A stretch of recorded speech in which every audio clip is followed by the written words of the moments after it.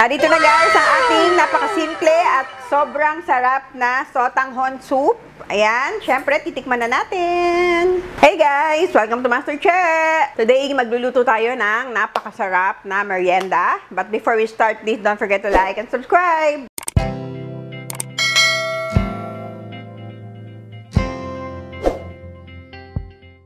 Magluluto tayo ngayon guys ng chicken sotanghon soup. Yan. So, napakadali lang nito guys. Lagay tayo ng oil. Lagay natin ang ating garlic.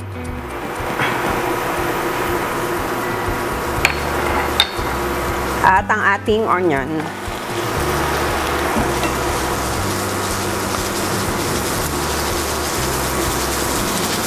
Ayan, pwede na nating ilagay ang ating chicken na binoil ko na at hinimay.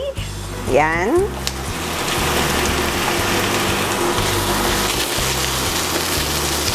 Timplahan lang natin ng konting patis. And pepper.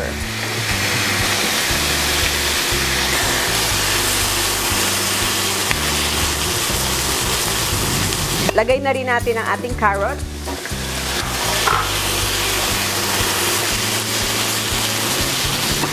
At ngayon, ilalagay na natin ang ating chicken broth. Yan. Nilagyan ko na to ng annatto powder para magkaroon siya ng color. Yan. Lalagay na natin dito.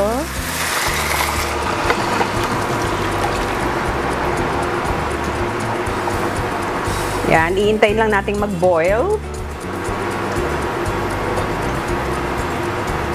Tikman lang natin kung tama na yung lasa niya.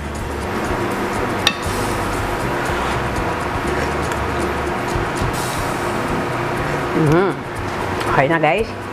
Yan, intayin lang nating mag-boil guys. At tapos ilalagay na natin ang ating sotanghon na binabad natin sa water. Ayan guys, pwede na natin ilagay ang ating sotanghon.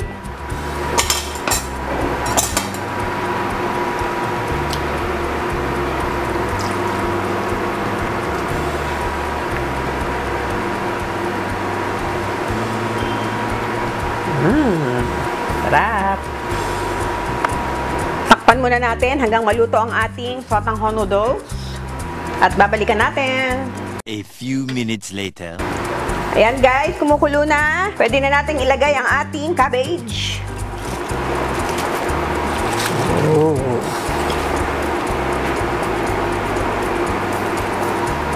Lagay din tayo ng konting leek para talagang mas masarap at magtitira tayo ng ating pang toppings later. Oh, so easy guys. Meron na tayong napakasarap na chicken sotanghon soup. Ngayon guys, mapi-plate na tayo.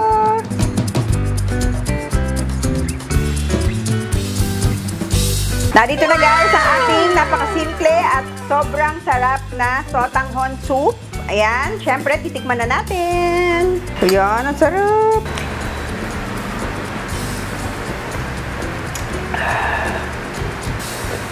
Sarap guys. Ito talaga yung isa sa mga comfort food ko guys. Itong sotanghon soup, sobrang sarap.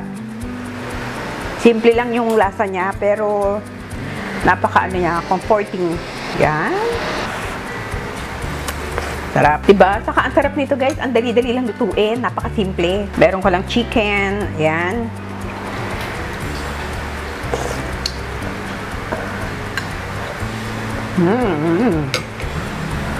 Grabe guys. Pinapawisan ako sa ating sotanghon. Sarap.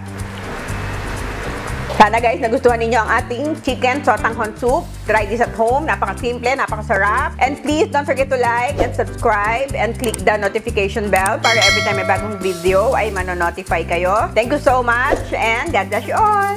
See you again next time. Bye!